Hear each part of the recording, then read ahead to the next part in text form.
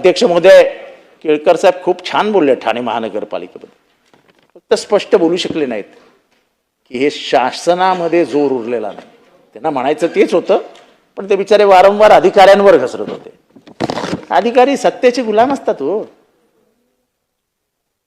Chief secretary पासून आमच्या आयुक्तांपर्यंत काय हिंमत आहे काय सत्तेच्या विरुद्ध जाऊन कुठला निकाल घ्यायची? त्यामुळे उगाच त्यांच्यावर विचारांवरती अधिकाऱ्यांवर अधिकारी अधिकारी अधिकारी काही करत नाही.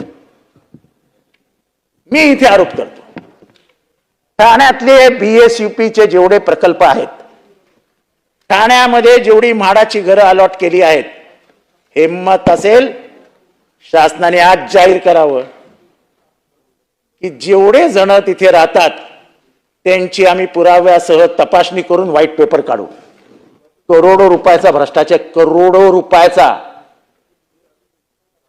50% लोक जे तिथे राहायला गेले आहेत ते ओरिजिनल रहिवाशीच नाही, ते प्रोजेक्ट अफेक्टेडच नाही. नगरसेवकाचे नातेवाईक, नगरसेवकाची मोलकरीण, नगरसेवकाचा पानवाला, नगरसेवकाचा चहावाला, नगरसेवकाचा पिऊन, अधिकाऱ्यांच्या जे काय असेल ते मला त्यांच्याबद्दल काय बोलायचं नाही.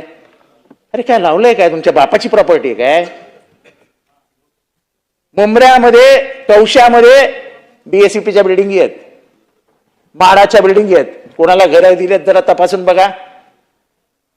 राबोडीच्या जवळ बीएसयूपीच्या बिल्डिंगी आहेत, म्हाडाच्या बिल्डिंगी आहेत. कोणाला घरं दिली आहेत तपासून बघा. आणि कोणामुळे झालं? अध्यक्षमुळे. जर आयुक्त तिच्याकडे कानाडोळा करणार असतील, डोळ्यावर पट्टी बांधणार असतील, तर गरिबांना घरं मिळणार कशी? हा शासनाचा पैसा आहे ना. ते प्रोटेक्शन करणं हे आयुक्तांचं काम नाही. मी आज मागणी करतो की बीएसयूपी आणि म्हाडामध्ये जेवढी घरं दिली आहेत त्या प्रत्येकाचं ऑडिट करा.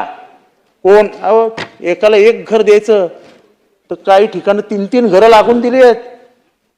मग त्यांनी भिंती तोडून आर्किटेक्चरल सगळा बदल करून 3 बेडरूम, हॉल, किचन, रिव्हल रूम अशा मोठ्या मोठ्या बीएसयूपी मध्ये तयार केलाय. अरे तुमच्या काय बापाचं आहे का रे? अध्यक्ष महोदय, कुत्रं दळतंय, कधी काय आंधळं दळतंय आणि कुत्रं पीठ खातंय अशी हालत आहे.